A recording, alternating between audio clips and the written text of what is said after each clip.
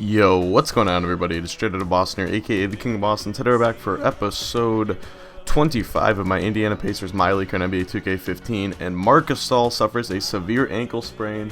He's going to be injured for 8 to 10 weeks, but he can play through it. He suffered that in the last gameplay episode at the end of the game, but he can play through it, so we're just going to be limiting his minutes. He's going to come off the bench, play 20 minutes a game for now. Willie Cauley-Stein will get the start. We'll increase his minutes as he gets a little bit healthier, but we still have a good portion of the regular season left to simulate. And you can see we finishing on a pretty high note. We end up winning 16 straight games to end off the regular season to match our longest win streak of the season, which we had before DeAndre Jordan got hurt, of course. So we appear to be back and ready for a postseason run. You can take a look at some of the awards and stuff here. I think Kevin Durant won MVP. We got a couple guys on some teams. All-NBA second team Paul George. I think Jimmy Butler, yeah, he's on All-NBA or All-Defensive team. And I don't think we had any rookies or anything like that. But and take a look at the Twin Towers with Noel and Embiid both making defensive first team for the 76ers. That's pretty serious, but I don't think they made the playoffs. So here's an injury update heading into the start of the playoffs. DeAndre's going to be back in 1 to 2 weeks, and Gasol's going to be injured for another 4 to 6. So we're going to get Gasol some more minutes here. His overall went up a little bit, so he's a little bit healthier than he was when he first suffered the injury. So we get his minutes up to 24. Take a look at the final player stats of the season for the Indiana Pacers. Paul George, our only 20-point scorer. You can see Moutier took a real step this year. He got his averages from 11 and 6 up to 13 and 8, so he was a little bit better. Marc Gasol's averages were not 100% accurate just because he played like 20 minutes a game for the last, 6 weeks of the season or so. But either way, take a look at the Celtics stats. This is the team we're going to take on in the first round. No one on their team averages more than 13 points a game, and you can take a look at their team stats.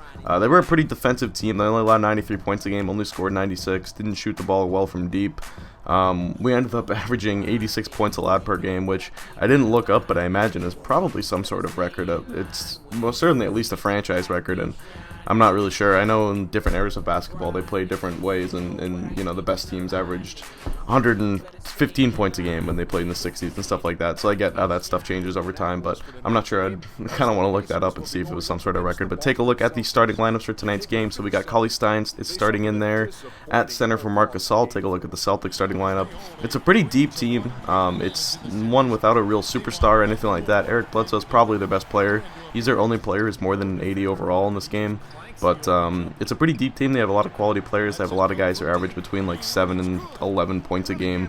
So they could be a tough test, and they jump out to an early 5-0 leader behind that Nikola Mirotic 3. They do have they did make a couple big trades. They traded Sullinger to the Bulls for Mirotic, and I think they maybe had Kirk Hinrich last year or something too. I'm not sure, but yeah, they made a pretty big deal with the Bulls, and it's a pretty interesting rebuild job by general manager Danny Ainge, but they were also without Montrezl Harrell. He got injured, I believe, at some point in this series and missed the rest of the series, so he is going to be out for the rest of the series, and yeah, he is not playing today, so that is another piece to the Celtics team that you won't get to see featured, and I like Montrezl Harrell a lot. I think he's going to be pretty decent in the NBA. So anyway, here's Paul George coming off the screen. He shoots that one up and gets it to go, so we go up by 5 here. Now it's 19 to 16. Marcus Smart on the perimeter, pump fakes. He's going to dribble around a little bit, gets by Tyus Jones to the lane. Gasol can do nothing about that, and Smart gets the easy 2 points right there. So 22 all is the score. Smart again with the ball on the perimeter. This time he's picked up by Oubre, gets it to his man Labrissier.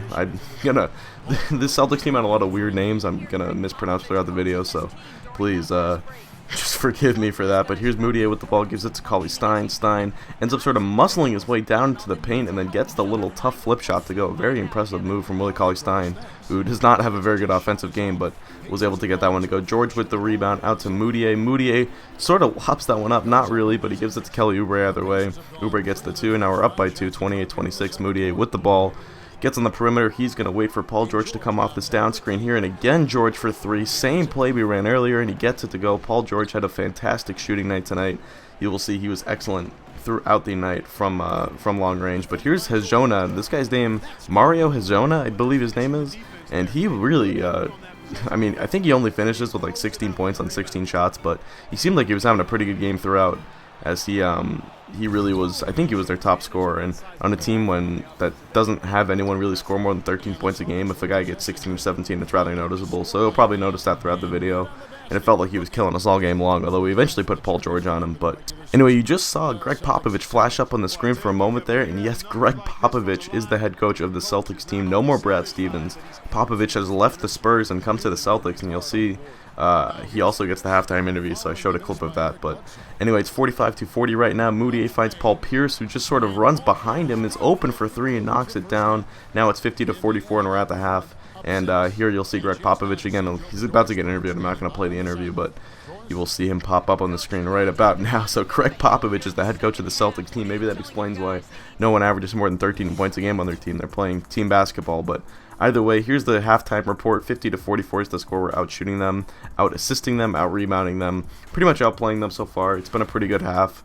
And you can see Paul George leading the way with 12 points. Kelly Oubre with 8 rebounds, really filling in as that starting power forward, and Moutier's got 4 dimes to go along with, I think, like 8 or 9 points at this point. But here's Hezonja being covered by George this time. You can see we made that adjustment, but take a look at the over-the-shoulder pass to Olynyk for the and one. So the Celtics playing hard right now. Here's a 3 from Hezonja. That's no good. Rebounded by Paul George. He's going to run the break, actually give this up to Moutier for 3, and Moutier knocks it down. We go up by 6, and the third quarter was where we came out and we were shooting lights out. You're going to see it in a sec, but here comes Paul George coming off more screens. Catches and shoots the 3, gets it to go. We're up by 9 now, 58-49. Another miss from Hezonja. Rebounded by Cauley Stein to Butler. Jimmy Butler with the ball now. Dribbling, he's going to find George trailing for a 3 again, and Paul George is red hot. 61-51 now the score. Moutier finds George again. George this time is going to drive. He gets double teamed. Moutier is open for 3, and he gets it to go. We're up by 13 now, 68-53, 15-point lead. George up the court. He's going to take it himself. Layup is no good, but he gets his own rebound, puts it back up and in. Paul George taking over in this third quarter. 70-53 is the score now, 55.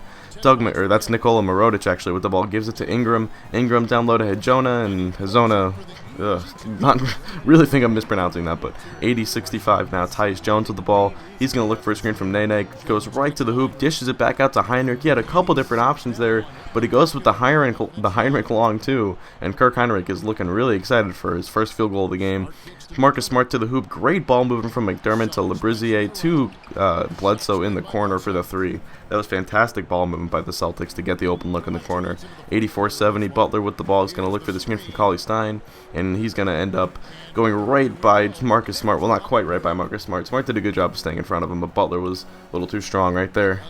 Now here's James Young with the ball. He's picked up by Paul George on the perimeter. Gives it to Marcus Smart for a 3, and Marcus Smart knocks it down. He's not a great outside shooter, but he is not very hesitant when he's firing one up, as I've noticed from a couple Celtics games this year. But it's good that he has that confidence as a rookie at least. Here's Paul George to the hoop. 2-handed slam, cocking it back. We're up by 12 now with 5:40 to play. Eric Bledsoe with the ball. Bledsoe now picked up by Moutier. Gives it to James Young. Young to Labrizier. And he gets the post fadeaway there from the elbow, 92-80. Here's McDermott down low to that big man again, but he gets blocked. He actually got hit there. No foul call. Butler with the ball, lobs it up to Paul George, who gets the 2-handed slam. Now it's 97-82. We're up by 15 with 2:30 to play. This one looking all but over. Bledsoe with the ball, steps back for 3, gets it to go, and the Celtics are within 12 again. Not quite done yet. Mirotic shot, that's no good. Rebounded by George. Here he comes on the break, running up the middle, goes right by Eric Bledsoe to the hoop over Kelly Olynyk, and the Celtics are still without really any good defensive big men, unless that young center they have, whose name I'm not even going to try and pronounce again, has turned into something, but it didn't really seem like it. We were able to put up over 100 points on them tonight, as you can see. So it doesn't really look like the Celtics ever found a good rim protector. It's 101-85. 30 seconds to play. Bledsoe with the ball in garbage time now. Gives it to Mirotic for a 3. He actually gets that to go. 101-88 now the score, but that would be the final after a shot clock violation. The Celtics inbound will cap off this game and this series. The Pacers win it in 5 by a series score of 4-1. So a big, well, it was good to get this series done. I thought the Celtics, I thought we lucked out by playing the Celtics in the first round. Their roster was really just not up to the caliber of ours. Like I said, only one player over an 80 overall. I mean, certainly they probably have the coaching advantage with Greg Popovich, but still, we certainly lucked out playing a pretty easy opponent in the first round. And now the Hornets are up next. The Charlotte Hornets were the number 2 seed. We were the 3 seed, winning our last 16 games. We actually got to within 1 game of the number 1 seed. The Raptors and Hornets finished tied at 65-17. We were right behind them at 64-18, and the Raptors got the tiebreaker, so they were the 1 seed. So we're taking on the 2-seeded Hornets in the next series, and you know our history with them. That's pretty much our biggest rival right now. And anyway, that's going to do it, so you can watch the rest of the box score on your way out. But thanks for watching, guys. Hope you did enjoy, and I'm out. Peace.